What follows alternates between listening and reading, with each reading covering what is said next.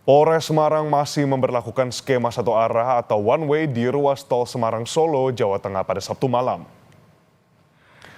Pemberlakuan one way di tol Semarang-Solo diterapkan dari ruas Ungaran menuju Bawen. Bahkan sejak pukul 6 Sabtu sore, jalur penerapan one way diperpanjang hingga kilometer 459 Simpang Susun, exit tol Tingkir Salatiga. One way ini akan diberlakukan hingga situasi arus dari Jakarta atau Semarang sudah kondusif.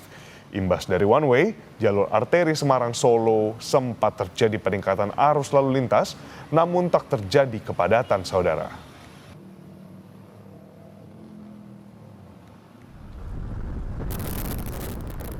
Sementara itu, 2 hari menjelang Lebaran, situasi di dermaga 6 Pelabuhan Merak cenderung lengang.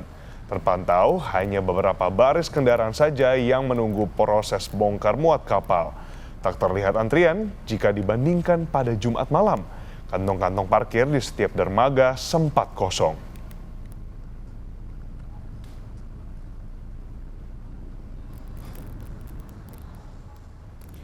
Kepala BMKG Dwi Korita Karnawati menjelaskan prediksi angin kencang, gelombang tinggi, dan arus dapat kembali mencapai level 3 di Pelabuhan Merak.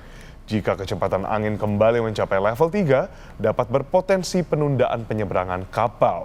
Kepala BMKG menyebut telah berkoordinasi dengan ASDP, KSOP, dan stakeholder lainnya terkait cuaca ekstrim di Pelabuhan Merak. Memang kami sudah berkoordinasi dengan pihak pengelola penyeberangan, baik KSOP, Kementerian Perhubungan, dan ASDP,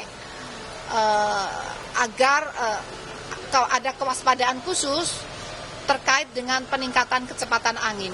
Diprediksi ini masih akan terjadi, paling tidak sampai besok ya, masih kemungkinan terjadi.